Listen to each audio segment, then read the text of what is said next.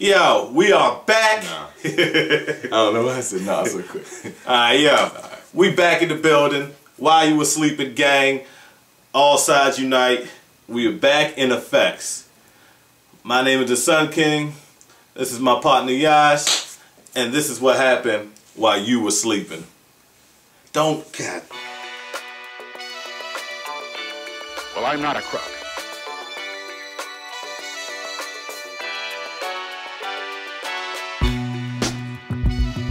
No, sir.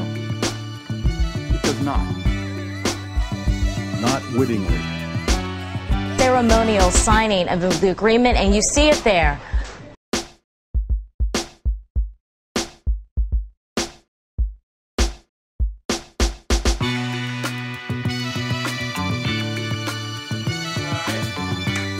Yo, once again, world, how you doing? It's good to be back. I know a lot of people missed us. You know what I'm saying? We was out there in the world getting money. Some of y'all might not never know nothing about. But that's besides the point. You know what I mean? I'm gonna leave that's light. That's light work. But we had an interesting topic for this week. You know what I'm saying? We went around, we talked to people about like brain control, mind control, brainwashing. You're just gonna make cancer. Like, like mind control, you know what I'm saying, Manchuria can. We touched on it briefly on a previous episode. We thought we would delve into it a little bit more, you know what I'm saying? Some people weren't aware of the situation or situations that are happening or have happened. And something that's pretty much tied into where we were going by mentioning, you know, MK Ultra in the previous episodes is recently we had a Navy Yard shooting that happened in D.C.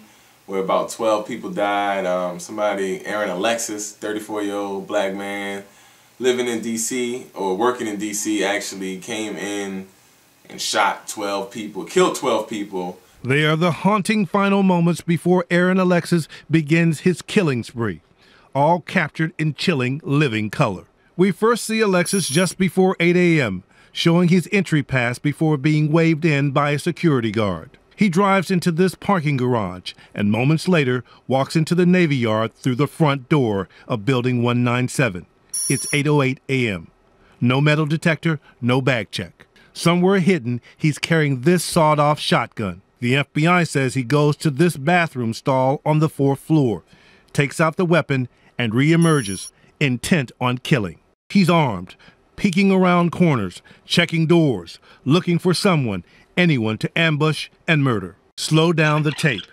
He appears methodical, calm, driven. He moves quickly down this stairwell, and then watch as he ducks behind a wall after spotting potential victims at the end of the hall.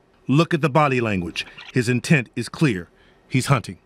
He claimed to be being under attack from ultra low frequency waves. So that's by his own account. Electronic document was found stating that that's what brought him to this. And see, I don't even like the fact that it's only labeled as an electronic document, because like, what does that exactly mean? Like, we were talking about this earlier. Like, it could be a whole lot of different things. Yeah. But like the fact that it wasn't sent to anybody, that means it's probably not an email, unless it's just like a draft on his laptop he never sent. Or he wrote a Word document and left it up on his computer. I'm not sure. That's just too convenient to me. Like, I think that's a little bit of bullshit now. Yeah. You know what I mean? Because you know what I mean, they do anything after the fact. Like, after you're dead, he can just go to your computer and type up in your Word document and then look for this stuff. That's how you know he crazy. Yeah, like I'm not sure. You know, I guess he obviously left it for the world, but you know, he's got to question everything. Like somebody we talked to said, you know, you got to question everything and wonder why is this on national news? Just the fact that he said that he was being under attack from ultra low frequency waves. I think it's possible. Some people may say it's an excuse, but for someone to make something like that up, it's very unlikely, because I mean, if you're gonna make a lie up, I mean, you know, why would you make that lie up? So I think it's very possible that that might be true. And if it is true, the military should take some action and, you know, some research into trauma and PTSD and that kind of stuff, you know. So I think it's kind of important for them to actually, you know, follow that up and actually not just throw it to the side, because it is an important thing. You don't want that stuff happening again, you know. So you want to be able to do whatever you can to prevent it from happening. At first you want to dismiss it as being like, you know, totally crazy, but like if you think about it, you know, it's like, could it have been, you know, like could he have been actually hearing voices? I mean, or could the voices have been coming from a microwave machine? I mean, sure he was hearing voices, but were they his own voices or were somebody playing them in there? You know, it's like you got to question everything. So, you know, it's my stance on it. I mean, that's really peculiar. I'm really surprised that nobody did anything or said anything, especially if he was contracted through the Navy. You'd think he'd have like a supervisor or something that maybe might know him personally well enough to... security clearance as well. Yeah, that's really strange. Like I said, I'm guessing that someone just dropped the ball on that one. I don't even know how, what did you say, low frequencies? Ultra low frequency. How do ultra low frequencies like affect your mind? Well, that's up to debate. Some scientists try to link that to mind manipulation. Some people have linked it to, it's a program called HART, the extra low frequencies, where they say can even manipulate weather, and it's a lot of different theories about that. It's just a scapegoat. It just sounds like a scapegoat. Okay. You know what I'm saying?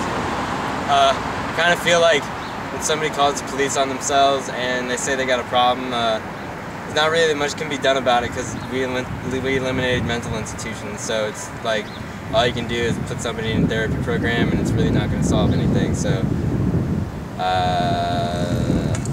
I think there's like a whole. It's like there's not much the police can do about that. So it's just like how are they going to stop that? I did hear he had a couple angry moments, a couple run-ins with the police. A little behavioral problems. Yeah, well, he shot out some tires one time. Oh, what? Yes. He shot out whose tires? Somebody that he was debating with, a neighbor or something. He was debating with somebody. He was like, oh, I know how to win this debate.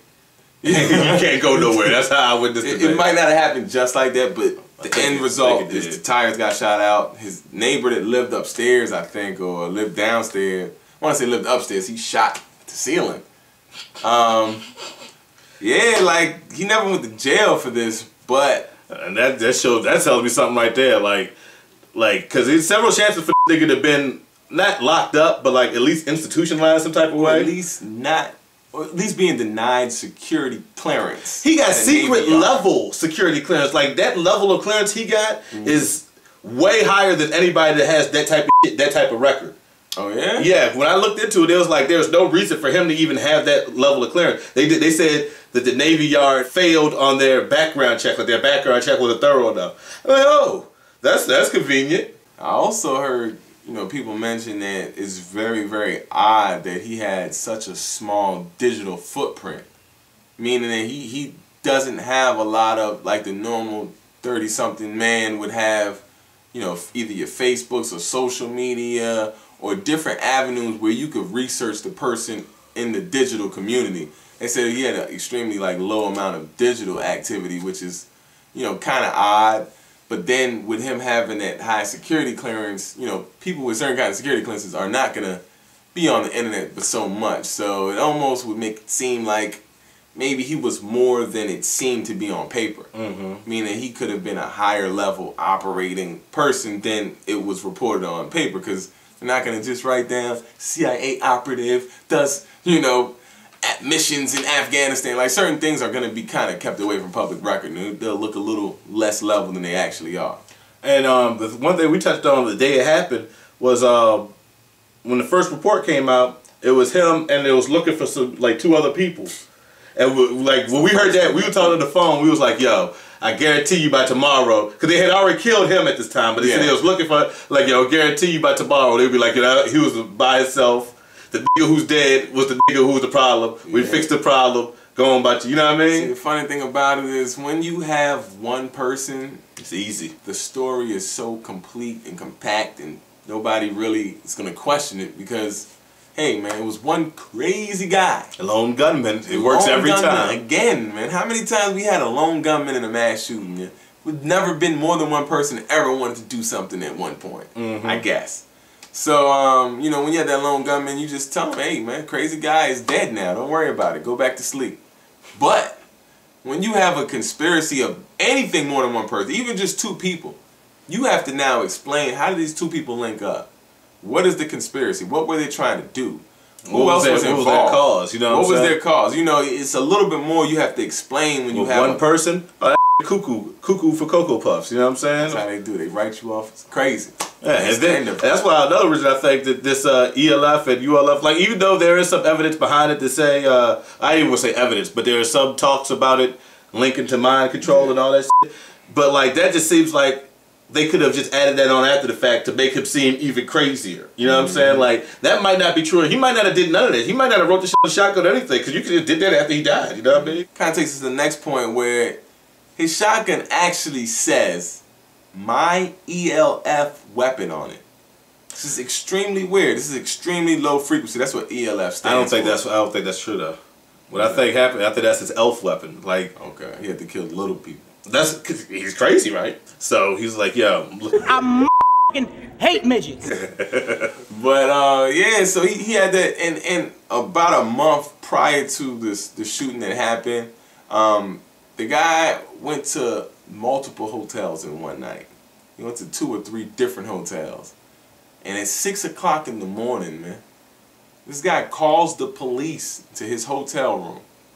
And he tells the police that he cannot sleep. He's hearing voices through the walls and the ceilings, and they're coming from these microwave machines. You know, at first you want to dismiss it as being like, you know, totally crazy, but like if you think about it, you know, it's like, could it have been, you know, like could he have been actually hearing voices? I mean, or could the voices have been coming from a microwave machine? I mean, sure he was hearing voices, but were they his own voices or were somebody playing them in there? You know, it's like, you gotta question everything, so, you know, it's my stance on it. I think it's valid in the sense that he might believe that that was what was going on. I think that the chances of that being what actually happened are very low, but I think it's very likely that he believed it was true. So, in a sense, I guess it is. You know, if he believes it to be, then to him it is. Did he say microwave machines or micro machines, like the little cars that you race? I think microwave machines. Okay, I don't think the Hot Wheels were keeping them up, but that's open to interpretation. I think we need to delve in there a little bit. But maybe next. No, it's not gonna be next week's episode. This guy, he types E.L.F. on the side of the weapon. E.L.F. is extremely low frequencies, which has been tied. Like, I looked up a couple studies that has been done. It was one study that was done in 1990 by David Workowitz or something. This guy did a study in 1990 where he was able to have these electric frequencies change the mood slightly of people, and you know, affect brain patterns in different ways, but nobody was able to detect when these E.L.F. waves were affecting them. You know, so that's, you know, a whole lot of research. A lot of scientists got different opinions on how E.L.F. waves can affect brain patterns, because when you think about it, your brain shoots off, you know, a little electricity goes off in your brain when thoughts happen, when you're in different states, like alpha state when you're really calm, or beta state. Or no, alpha state is when you have an aha moment or something like that. Beta is when you know, regular, normal, everyday life happens there, and it's another state. But different states that can be affected by, you know, these E.L.F. frequencies. E.L.F. is tied to HARP, the HARP program. Google that if you don't know nothing about HARP. It's a program that some people say could even change weather patterns. some people have linked that to the Haiti earthquake and China, Katrina, the tsunami. Yeah. I mean, I guess it hasn't been proven, but people have linked that with those things. There are links, and including these E.L.F. kind of frequencies too. And don't know, we don't know the whole story, but all I'm saying is this information out there. Check it out, and you know, you have to wonder why this is linked to this guy who just went crazy. But he was obviously well enough to keep a job and become a 34-year-old man without going crazy previously and shooting up everybody. I don't know what's going on with that, but y'all do the homework on that. Leave us comments if you got any views that differ from us or additional information that we can consider as well. Yeah. Please hit us up. Let's keep that discussion going. Each one teach one. The fact that we're saying these things, it's also kind of backed up by real American historical facts. Mm-hmm. We as a nation have actually studied mind control techniques. I know it sounds crazy when I say it, but actually America for 20 years, 2 different decades. Documented cases. Documented 20 years. It could have been 40 years for all we know. But it's probably still going on. But probably. On paper, for at least 20 years, the American government felt it substantial enough to put money, people, resources into research around mind control. This is on fact. Like we had it in a previous show where talking about the MK Ultra, we showed a little clip of one of the former victims of MK Ultra. My parents were divorced around 1966, and Donald Richard Ebner, my natural father, was involved with Dr. Green in the experiments. I was a subject from 1966 to 1976. Dr. Green performed radiation experiments on me in 1970, focusing on my neck, throat, and chest, 1972 focusing on my chest and my uterus in 1975. Each time I became dizzy, nauseous, and threw up. All these experiments were performed on me in conjunction with mind control techniques and drugs in Tucson, Arizona. There's been some cases where these people have actually won, you know what I mean, money for their pain and suffering. I don't think money was really going to compensate for being tortured the way they were. You know what I mean? Taking LSD, sensory deprivation, sleep deprivation, all these things. That's where you think waterboarding come from. Like, they learned how to do all this stuff from this 20-year span that supposedly they just was only doing it for the from 53 to 73. They say LSD came out of some of this research, and the fact the hippie movement kind of started out of the MK Ultra program. Mind-altering drugs. I'm assuming, I'm not sure, but I'm thinking like mushrooms and certain things that kind of became a trend post 1950s. You know, they were experimenting with a lot of different things to figure out the effects on the mind and whether it could be controlled, changed, altered in any ways, and how they could use that as their advantage as a military. And like, the program was started and recruited former Nazi scientists. Like, it originated as Operation Paperclip, and Operation Paperclip actually recruited former scientists in the Nazi SS Army or whatever. Under the leadership of Dr. Strughold, 34 scientists accepted contracts from Project Paperclip and were moved to Randolph Air Force Base in San Antonio, Texas. These personalities began to work on human radiation studies, aviation medicine, microwave technology, and MK Ultra mind control experiments. The authorization to hire these Nazi scientists came directly from the Joint Chiefs of Staff.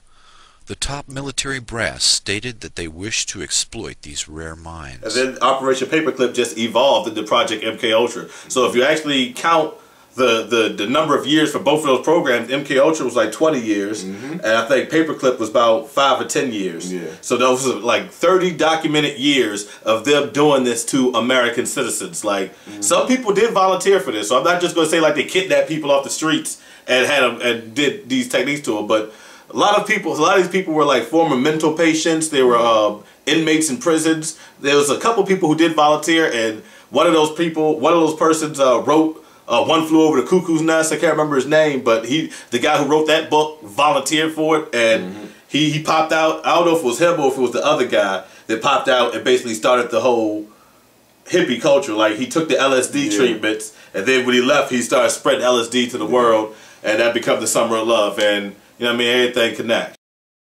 That's crazy.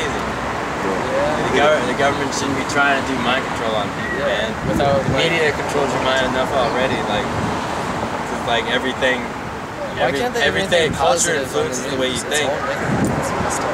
Like, we should be trying to get our people happy and not still pissed off. I'm an engineering student, so I know like they're giving us grants to develop these pills where you can insert into your hand, and they can actually submit neural messages to your brain. And that can actually control your movements as well. Not only your thoughts, but your movements. You can read your thoughts, it can control your thoughts, and then it can control your muscles too. So that's what we're getting paid grants to study that stuff in our engineering department. So I wouldn't doubt it. Yeah, but all I'm saying, though, all we're saying is that's documented facts. You can think what you want, but it's not a punchline. At the same time, like, a fact is a fact. So the fact is, somebody claimed to be shooting up people with their E.L.F. weapon. He claims to be under attack from ultra low frequencies, and at the same time, our government has experimented with different types of mind control techniques. It's not completely connecting it, but those are two facts how you analyze. You put it together how you want to. Yeah. So one question we asked some people was, do you even think that it's possible for America to use mind control techniques on the American public? Oh, absolutely, yeah, for sure. How do you think that could happen? Definitely a secret, definitely to like a secret subsection, like completely isolated from itself, so it's like just by itself working autonomously from the government with the government permission, so it could be something like that, I think mind control and manipulation are two completely different things. I think manipulation is very possible. Probably happens every day. So Like the beautiful how? things about manipulation, you don't really know. Yes. How do you think that they could employ a tactic like that on the American public? Oh gosh, I don't know. Like I said, some of the things about manipulation, you don't really know what's happening. So I really couldn't answer that. Media. Yeah, I mean, I think that's the media. I feel like. But I don't media know. is designed to like get something in your head. So they're using media to exactly what it is. Yeah, they kind of already do it. It's like not illegal because it's just media.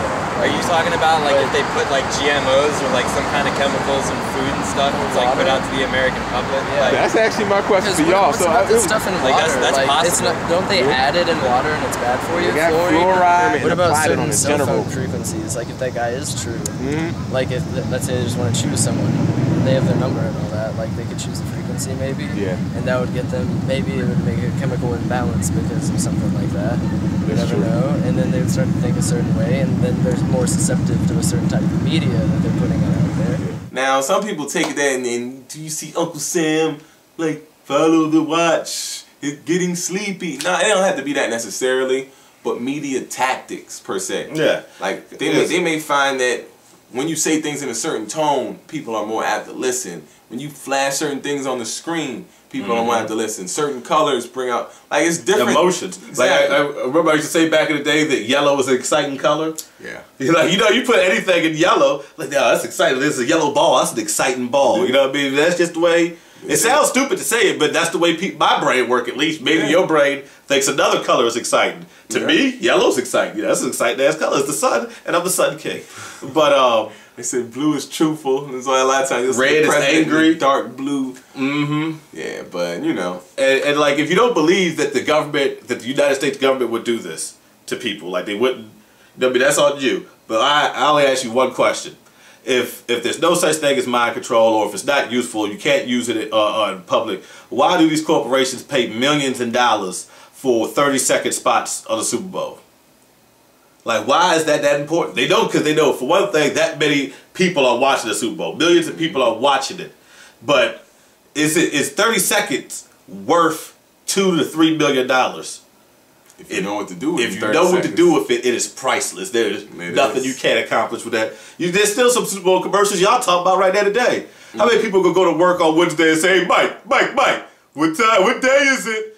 Everybody loves that. You know what I'm saying? Like, but it's in your mind. You know, it's doing something to you. Y'all look up the history behind where the whole public relations in America come from. It's a guy named Edward Bernays, which is Sigmund Freud's nephew, which started the whole, used to be propaganda relations. Until the Nazis gave propaganda a bad name. Exactly. So then they started to call it public relations. It's all true. But, you know, he had a lot to do with, you know, women in America starting to smoke cigarettes and promoting different ideas on behalf of companies and really, like, maximizing the effect of suggestion, for better or worse, you know, for more or less. You know, so take a look at that. Consider all these facts when you consider whether this is even possible.